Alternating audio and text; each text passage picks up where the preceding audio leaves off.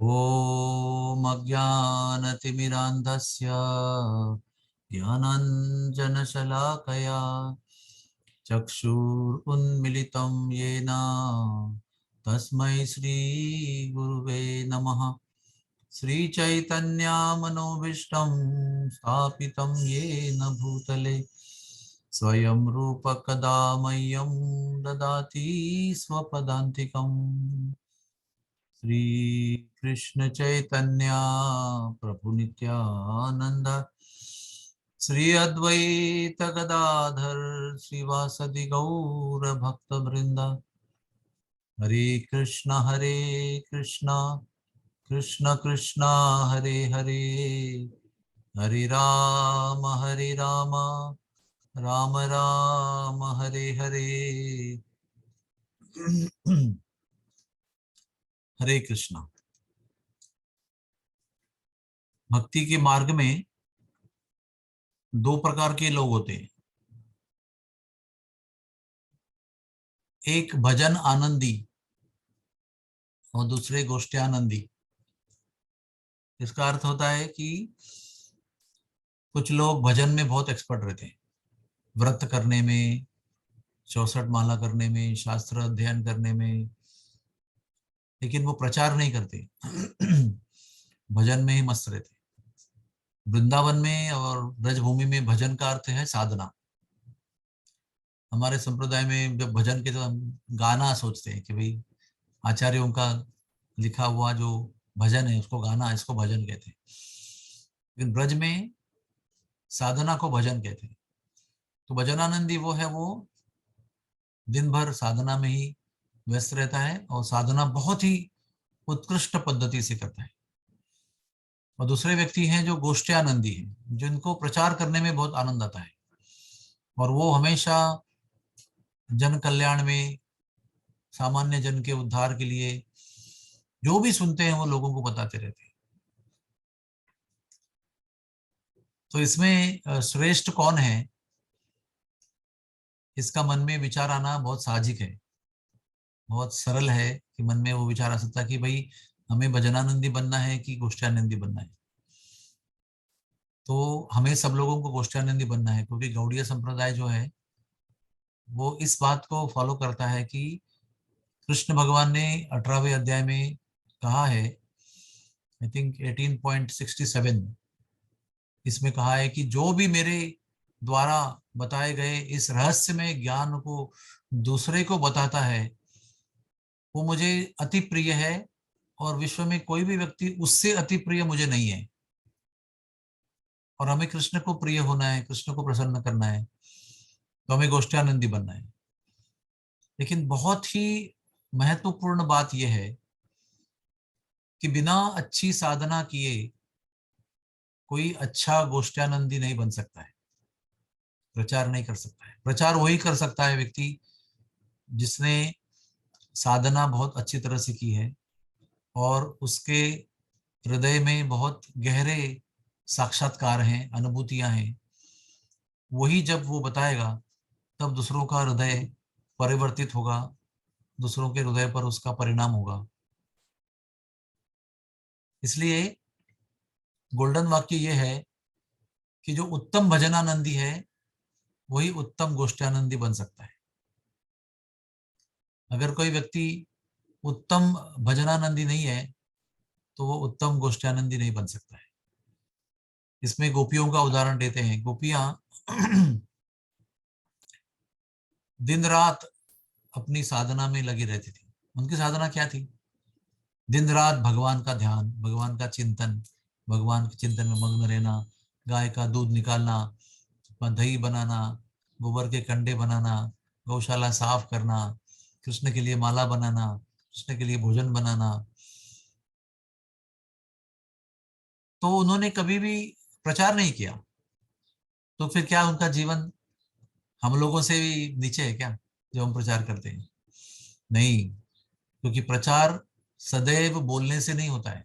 इस बात को आप सब लोगों को बिल्कुल गहराई में सोचना है कि प्रचार केवल प्रवचन करने से, बोलने से, वाणी का उच्चारण करने से ही नहीं होता है। सबसे ज्यादा प्रभावी प्रचार जो है वो हमारे व्यवहार से होता है, हमारे व्यक्तित्व से होता है, हमारे चरित्र से होता है। और जो व्यक्ति अपनी साधना में और साक्षात्कार में सर्वश्रेष्ठ है, उसके केवल व्यवहार से ही प्रचार होता है।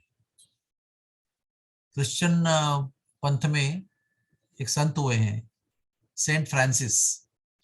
वो कहते हैं कि हर एक व्यक्ति को दिन भर प्रचार करते रहना चाहिए, 24 घंटे प्रचार करते रहना चाहिए।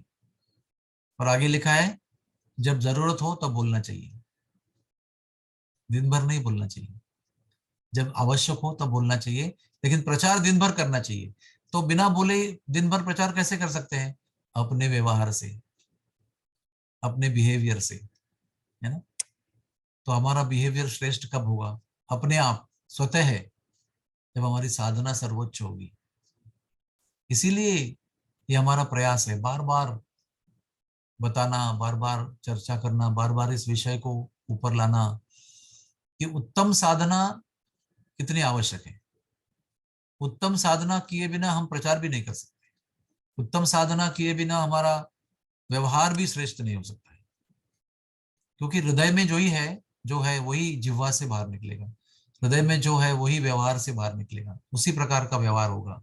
और व्यवहार अगर श्रेष्ठ करना है तो हृदय में श्रेष्ठ चेतना को निर्माण करना पड़ेगा, और वो हृदय की श्रेष्ठ चेतना निर्माण होगी उत्तम साधना करने से।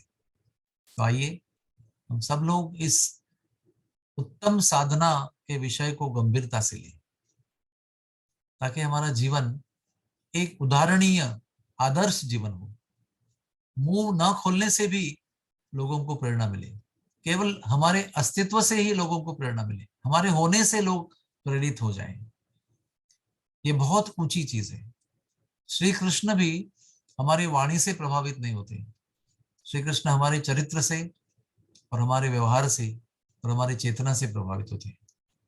भावग्राही जनार्दन है, वो व्यवहार ग्राही जनार्दन नहीं, भावग्राही जनार्दन है। तो उस भाव को अगर निर्माण करना है, जो कृष्ण को भाए, कृष्ण को आकर्षित करें, तो हमें उत्तम साधना करनी है। Hare Krishna Hare Krishna, Krishna Krishna Hare Hare, Hare Ram, Ram Ram Hare Hare. Thank you very much. कोई किसी का प्रश्न है?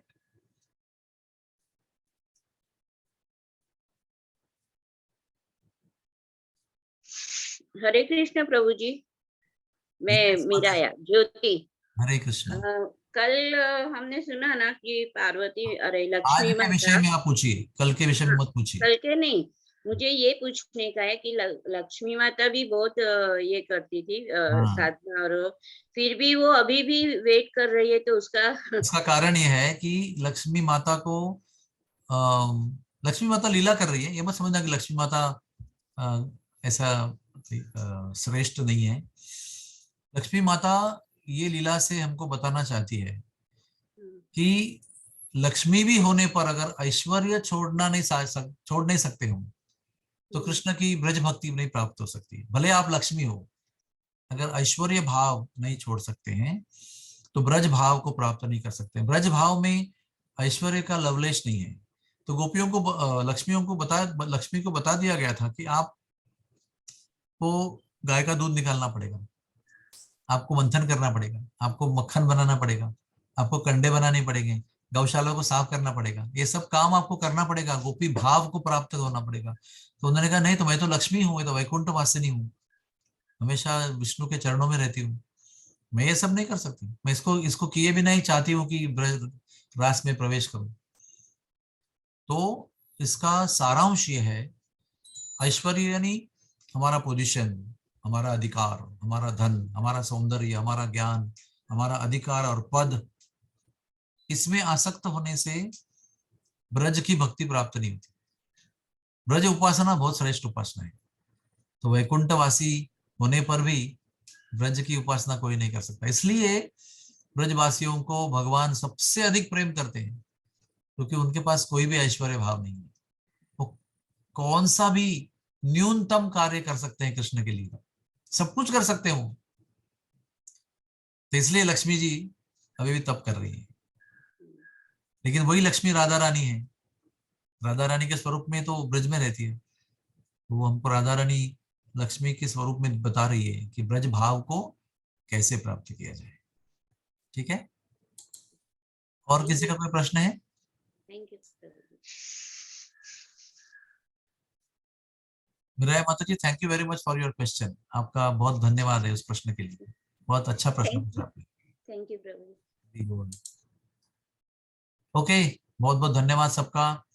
सब लोग जहां पर भी हो, भारत में हो, विदेश में हो, दिल्ली में हो, वृंदावन में हो, मुंबई में हो, यहाँ हो, वहां हो, सब लोग साधना को गंभीरता से लें, क्योंकि फाइनली हमें कृष्ण का हृदय हमारे हृदय की ओर आकर्षित करना है। हरे कृष्णा कृष्ण कृष्ण हरे हरे, हरे राम राम राम हरे हरे।